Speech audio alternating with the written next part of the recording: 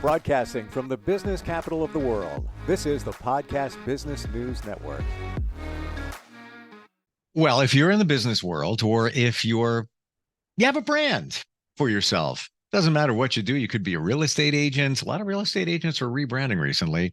Image is everything. It really is. How you show up, how you present, not just by the way you look, but everything that comes along with that, etiquette, your personality. She helps people transform all the time. She's an amazing image consultant. She also trains people to do this at International Image Institute. She's Karen Brunger. She's back with us. How are you doing today? I'm great, Steve. How are you doing? I'm good. Now, we got together a while back and I got schooled on a lot of this. I just think it's kind of funny that my background is kind of purplish and then so is yours and so is your logo. So I think we're on the same page there. But we're going to talk about what happens after you do a color consult. But even before we go there, can you tell everybody, just reset what you offer to transform people's lives and actually make them look more professional? Okay, so really what I do are train the trainer program. So I'm helping consultants work with their private clients on transformation. So it's really, we take a holistic approach. So it's really about who are your clients or our clients meant to be? What's their possibility? What is their potential? And then what are all the things that we can do to help them be there so that people can live the lives that they're really meant to live and not be stuck in limitation. So that's what we're about. And you're sought after in terms of your color consultation. It's a big deal. Yeah.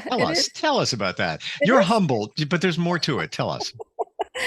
Yeah. So color analysis is really enjoying a big resurgence right now. I haven't seen it I think this is busier actually than when it was in the 80s, and I was in the 80s doing this. So yeah, because color analysis, for me, I believe it's the first step, because color is vibration. And when you wear the colors that match your vibration, then you can amplify your presence, amplify who you are, really step more into your personal power, and then look healthy and vibrant every day rather than, sickly or, with no energy. So for me, color is really important. I tend to be a bit of a purist with color. And I know some people like to experiment with color and wear colors that are in fashion. But even then, even if you're going with the colors that are in fashion, but what are those, which colors that are in fashion? Like how can you modify or how can you tweak them so that they're your colors, so that you are being your best instead of, being the fashion horse or whatever, right? The mannequin. Do you find a lot of times when it comes to color that we'll look at ourselves and say, I don't look good today. I don't know what it is, but it's really going back to what we're wearing. Mm-hmm. It really is. I remember my hairdresser took my color analysis training, and after he said, oh my gosh, it made so much sense, because before, when people sat in his chair and they wanted a particular hair color and it might not have suited them, he thought, well, they're just not looking really good, like they're just being sick that day, they're not feeling very well that day, right? And then he realized, oh my gosh, it's the color. And so now usually hair colorists will ask me, okay, this client wants his color hair, can we do it? Or what would be might be a better option. So yeah. It's like the worst thing that you ever want to hear. It's like, you look pale today. Are you okay? What's going on? I feel great. What's going on? Are you okay? Look, yeah. it's and some people, if people wear makeup, sometimes they think, oh, maybe I just put on more makeup. It'll be better. But really, that's not it. Because when we do color analysis, you're not wearing any makeup at all. And so we're getting your authentic skin tone, like what's really happening. So if you can look amazing without any makeup, then imagine now when you start wearing the makeup in the colors that suit you, that match your coloring, it's like, wow, it just doesn't get better than that, right? I find, and I'll use me as an example if that's okay, that I look better in darker colors. And my mind says, well, that's because you have lighter skin, lighter hair, and there's a contrast where if I go lighter, I kind of get washed out. Midtones are okay, some grays. I don't think orange and reds don't support me. This is just my theory. Blues, purples, some teals in that territory. Now, I'm different on screen than in person. It always looks different. Am I on target with what I'm thinking, or it's Steve, shut up? Okay, so right now, because you're wearing a very dark color, like it looks like black. So what I'm noticing is a head on top of the black, actually. But the thing is, you also think of your industry. So a lot of people in the entertainment industry, especially, or the fashion industry, they like to wear black. Black is the go-to color, right? Because It's there's a actually it's actually dark blue, like a it's navy. dark It blue. almost, Okay. to my eyes on screen, it almost looks like what you're wearing. Like it looks Okay. like And I'm wearing navy as well. So yeah, we're still matching. We're both wearing. we synchronized. This was all planned, people. Yeah. So and everybody has a navy. Everybody has a navy blue. Everybody has a red. Everybody has a blue. Everybody has every color that they can wear. But what's the quality of that color? So it's a little bit Hmm. hard to see. But it could be that you're might be a little bit warm in your coloring. So your navies would be really good if there were a little bit of a marine navy, like a bit of green in that navy, as opposed to something that is Hmm. really a cold navy. Like I can wear the cool navies. It looks like you might be a bit better in a warmer navy, and then your skin is like really smooth and even, and everything will be beautiful. I'd like to think it was. And by the way, no filters here. But anyway, resolution is not the best on Zoom. Uh, Yeah, and for no. that, I thank you, Zoom. Um, that opens up a whole new door, Karen, to this color situation because you would say to somebody, well, you look good in the navy blue, but with a little aquamarine, a little green tint, finding those colors is a challenge because it's a challenge enough to find, a shirt or a dress or whatever that it fits well. I feel good in it. Now I got to get to the color part. So there's a lot going on there. And then you buy something, gosh forbid you get a pull on it or something happens to it. And that's like, oh, that's why. And as a man, I'm going to admit, I buy multiple pairs of shoes. I find something I like. They fit good. They feel well. I just and I'll find a company and I'll just buy this one particular company. And by the way, the shoes are only and they're casual. They're only like $40 a piece. I must have bought in the last year and change 7 pairs. Not even kidding. I've got them. They're not even used. There's just people compliment me on them. But my point here is, you find something you like, and then something goes wrong with it. How do we find those colors? You're working with somebody. Where do we shop? How does it go? Yeah. Yeah, and that it definitely is challenging. It's one of the reasons I stopped doing the personal shopping. Was the first thing I cut out of my private Mm, practice was the personal shopping, or I would take interns with me to help me shop because it could be very challenging. And so I think the message is, like, we don't have to rush in to buy something ideally. So that's why it's good to, buy strategically or with a plan. So we're not waiting until the last minute. It's like, oh my gosh, I need this. And then, of course, it's not available. So ideally when we're shopping, we know what it is we're looking for. There's no pressing need for it immediately, but we know within the next year, we want this so that we can take our time. And if we don't see something, if we don't see what we want, then don't buy anything. We don't have to rush in to buy something just when it's not the right thing. But then when we're shopping and we find the right thing, like what you're mm. talking about, the shoes, like, oh my gosh, now you find the right thing. Absolutely. Now is the time to get it. So I remember it took me one time 6 years to find a navy suit. Because I wanted it my navy, I wanted it my style, my personality, I wanted nice quality. So yeah, it took me 6 years. I mean, it was a beautiful suit. It was a Giorgio Armani. So it was like, wow. And I still have Wow. that suit. I still have it. And that's 30 years. Wow. So that, I so gotcha. so when it comes to shopping, that's the thing, is a lot of people might they'll buy a lot of stuff and they don't really need to. So like, think about even your shoes. So probably $40 shoes are not going to last that long. If you were to buy $400 shoes, you could probably wear that same pair of shoes for at least 10 years. I know I've got shoes in my closet that I've been wearing 20 years, Hmm. because they were nice shoes, and they last. When we buy invest in quality, it lasts longer. We can have those things in our, and the thing is, that's why it's so important to get it right, because when we get everything right about that item, we love it so much, we always want to have it. And then if it's nice quality, we always can have it. And then when fashions change, sometimes it's just, okay, let's doing these little alterations or modifications to repurpose it or to update it, or we start wearing it in a different way than what we did before, so it can still be in the closet. Um, and so that's all about, now we're talking a lot about sustainable fashion. So where, we're not just having our stuff fill up landfill sites, right? Sure. And like every item becomes something to be cherished, something really valuable in our closet that we love. I'm detecting from you that your purchases need to be made carefully if you're going to, make uh, thrifty purchases, if you will, like my shoes. They're casual. I know they're going to discontinue them. I never felt as comfort as these shoes are. So that's why I bought a lot of them. However, I do have a suit, I think a Hugo Boss suit that I bought probably about 10 years ago. It was up there in price, probably. And this was a discount because it was a connection to a family member that had a high-end menswear store. At that time, it was probably $1,500.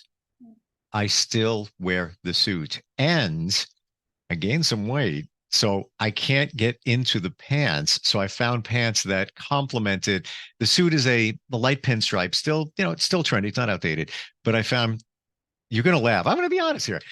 I found pants for like $30 and they match it perfectly in a solid tone. And they work. It works. You can't even tell. And the cut on the pants is not even close to the Hugo Boss, but they're good. That's my incentive to lose weight. The point here is make the investment, make sure it's the right color, the right fit. You spend more. And yes, to your point, I didn't think about that. $400 shoes, at least 10 years, you're going to have them. And the other part of it is you're going to take care of them because when I put that suit on, I'm like, hands off.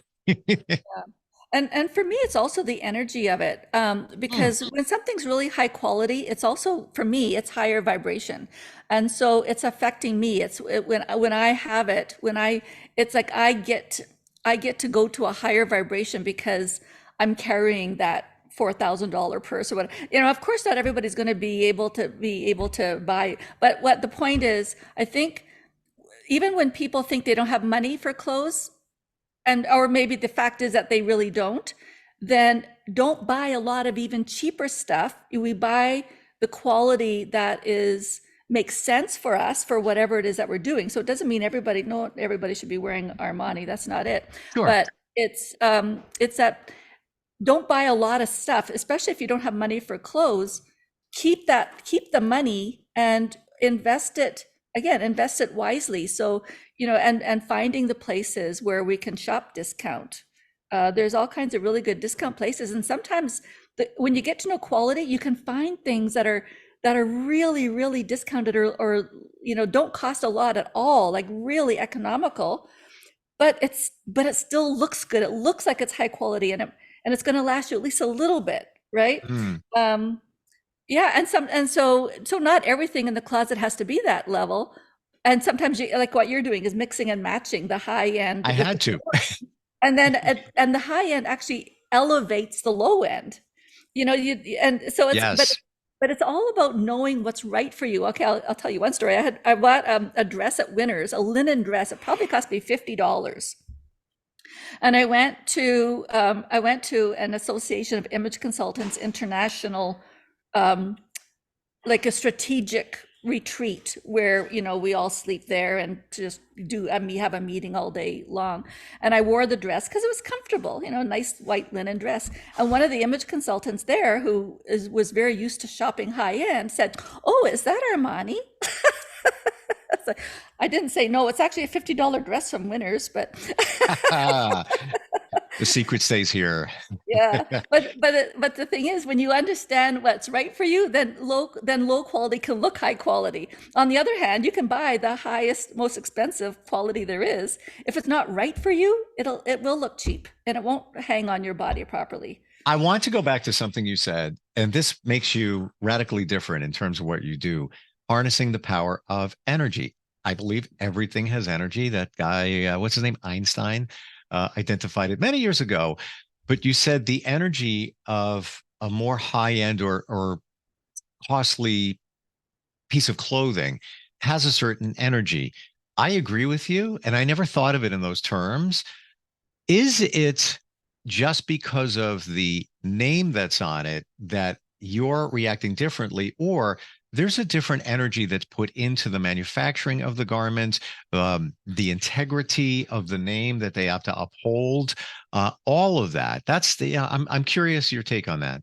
Yeah, there's an energy in the there's actually a frequency in the label. There's a frequency in the manufacturing. There's a frequency in the people, like the designer, the integrity and ethics of the designer themselves, Hmm. even the people making the garment. So, it's the same. You've heard of cooking. When people cook and they love to cook and their cooking tastes better than people that like for when I cook. Because I don't like it, right? It's different. So it's the same idea. It's a frequent, yeah, that's where the frequency is. So sometimes people say, oh, but I can get a knockoff that's really high quality, and it's not, but the thing is, okay, it still is nice. It's, nothing wrong with it, but it's not the frequency of having that particular label. And even if we're not conscious of it, so we don't have to even be aware of it, it's still having an impact on us. All right, I'm gonna flip this around here. We have a dress. It looks like an Armani. Okay. It's not. But I put an Armani label on it and I said, yes, here it is. And I charged you the amount of an Armani dress, $2,000.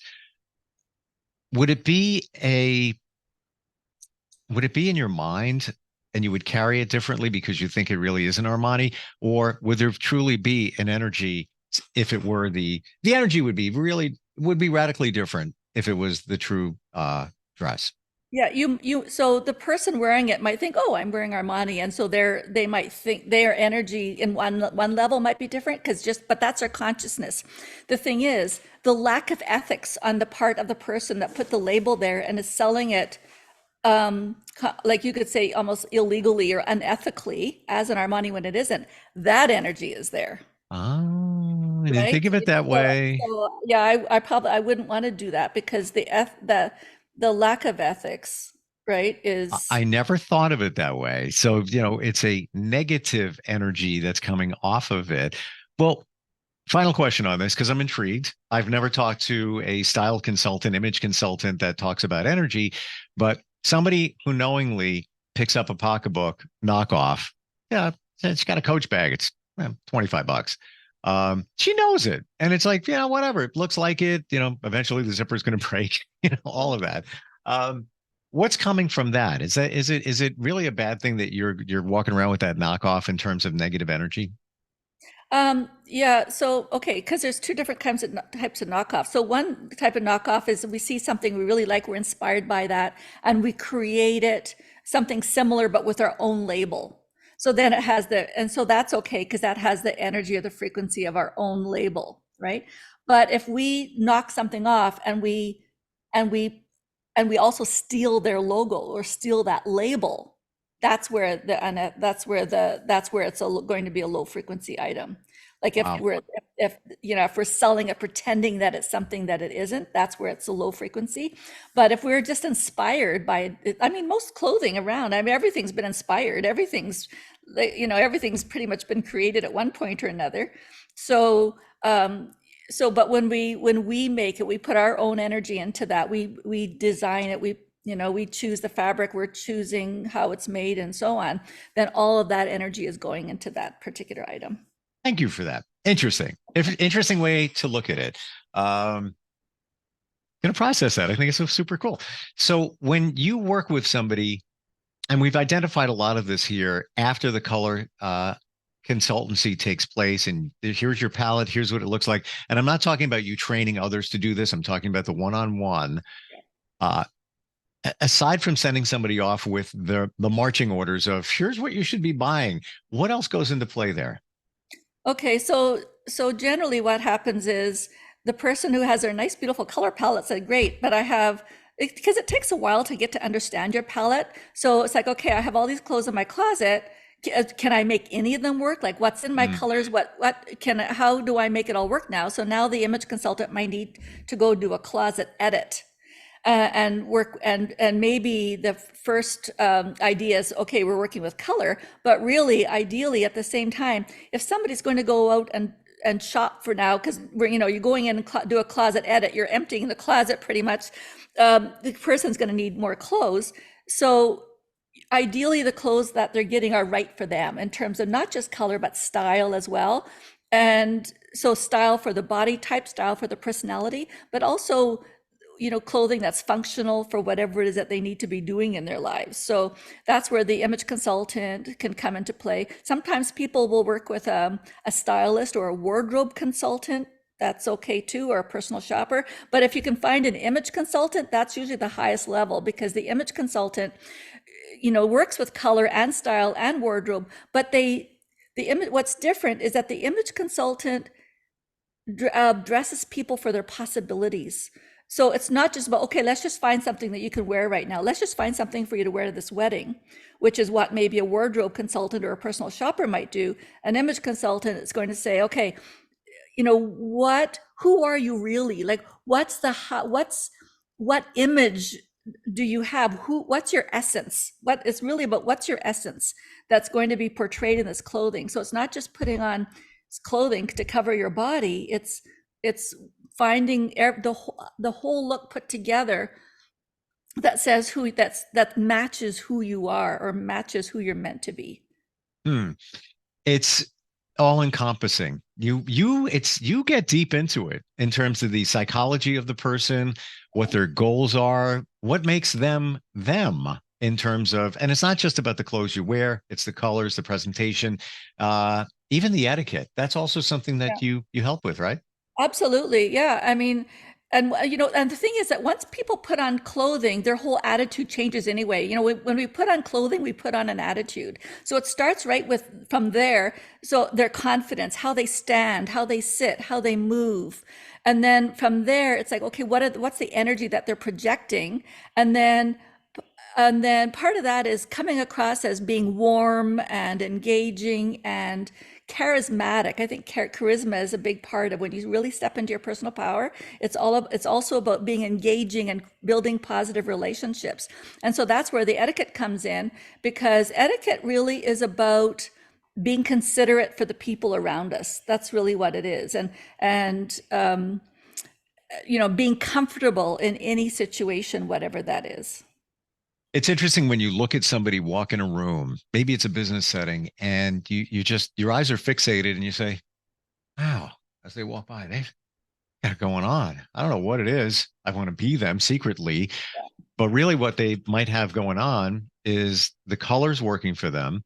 They have a certain decorum. They have certain confidence, but that all comes from just who they are, the energy that they portray. There's a lot going on here that many of us don't even realize. And many of us could be so talented. We nail everything. But this part of it, if you don't include it, I think it's going to hold you back in terms of moving forward. And from what you just said right now, I realize too that like the main thing that comes from that presence is how people feel about themselves. Sure. But when people feel that they're not good enough, that's when they can come across maybe as having ego, or it's just not fitting. But when people really value themselves, they feel really good about themselves, they feel good in their bodies, then it's not about needing other people to like them or to approve of them. When people approve of themselves and value themselves, then that energy goes across, and then other people want part of that, they want some of that, right? Yeah. So that's the key, is it's really about how we feel about ourselves and feeling fantastic in who we are. And you could have $100 or $100 million. This is what we're talking about. This is what shows up. It's not about, somebody could think you're worth $100 million because of the way you present. And it's not you're being snobby or an ego. It's just the energy that's coming off of you. And a lot of this goes back to your image and your mindset and all of this. Glad we talked today. This definitely went deeper in terms of knowing you and how you operate and how you help other people. Your website, please share. imageinstitute.com. Super simple. You are the sought after woman for all of this. And you train as well. We didn't get to that today, in that you train others to do what you do. Thank you so much, Karen, for being here. Really appreciate it. Thanks for having me. It was fun. And the secret stays with us in terms of our clothes. Okay. Right. Steve just showed up at this banquet wearing $25 pants with his Hugo Boss suit. You didn't hear it here. All right. We'll talk soon. Okay. Are you looking for even more of the podcasts and hosts that you love? The Podcast Business News Network is proud to announce that you now have even more ways to listen live. Check out the MyTuner Radio, online radio box, and Simple Radio apps on iOS and Android, or find us online. Search for Business News Network on mytuner-radio.com, or search Podcast Business News Network on streama.com and onlineradiobox.com/US. Take your podcast on the go and don't miss a minute of the action.